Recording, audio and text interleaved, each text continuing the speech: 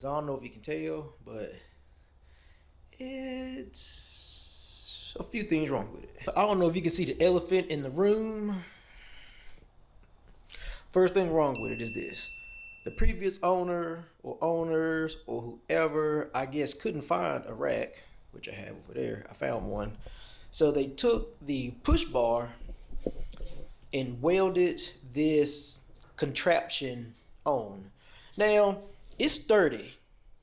It's sturdy. It isn't going anywhere.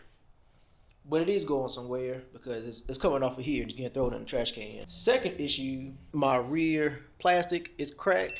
So instead of him repairing it with zip ties or whatever, he took this Carolina Panther metal plate and put 22 rivets. It is sturdy. But Jesus, I'm not gonna undrill all of these and then fix it and then have to fill all the holes in. So that ain't going nowhere. The seat cover, which is not a big issue, it's a common issue. The phone looked like it's in good shape. So this is an 85, so it has a metal pan. From what I can see, the metal pan is in good shape, but I will see how good of a shape it is or is not in when I unbolt the metal pan from the rear plastics. The front fender and everything is in good shape. The headlight is in good shape. The headlight works, high beam and low beam, so that's actually pretty good. Neutral light does not work, so I guess the bulb is bad. I don't know. Brakes don't work that great. I'm about to put the brake drum pads or whatever front and rear because I rode it and they both suck. Surprisingly, the pull start actually works like it's supposed to. Tires hold air.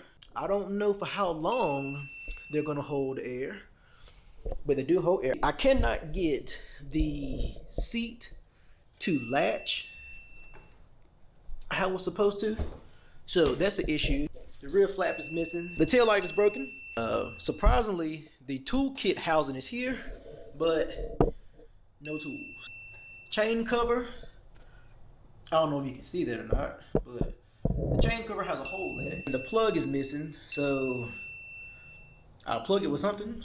You can see these lovely booger wells. They're strong as hell though. I give them that. They may be ugly, but they are strong. But yeah, I don't think them screws are it. The air filter that came with it basically disintegrated in my hands. F it. If I leave the fuel on, gas just kind of dribbles out.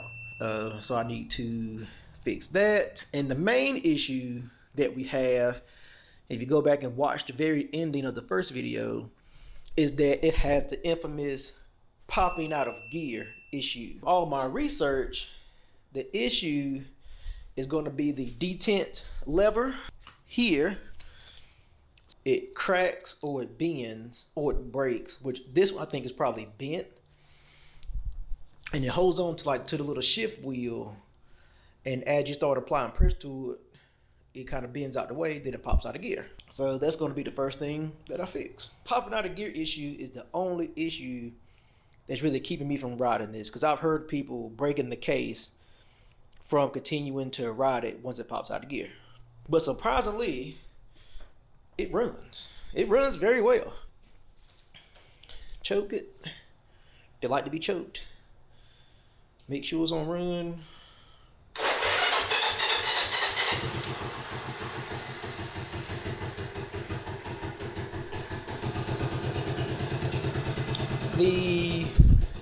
It's a little noisy, and I don't know if that's like how loud it's supposed to be.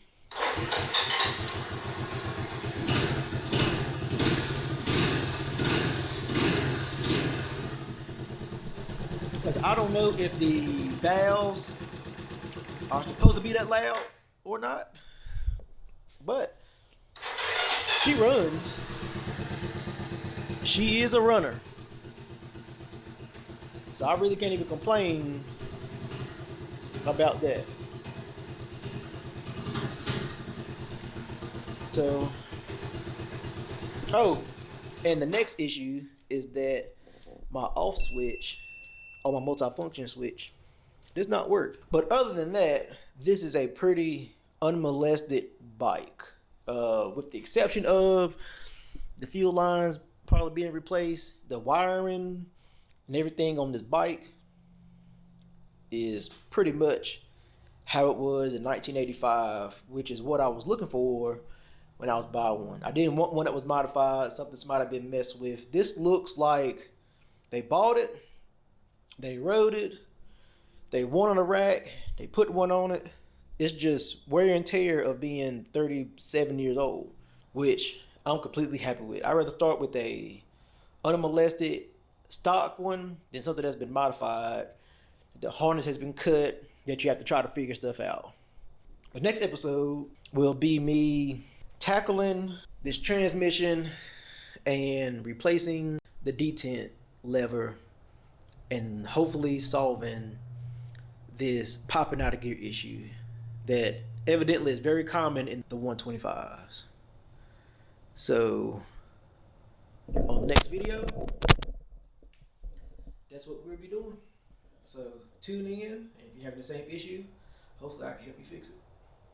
But until next time, me and my 125M, we'll see you later. Peace.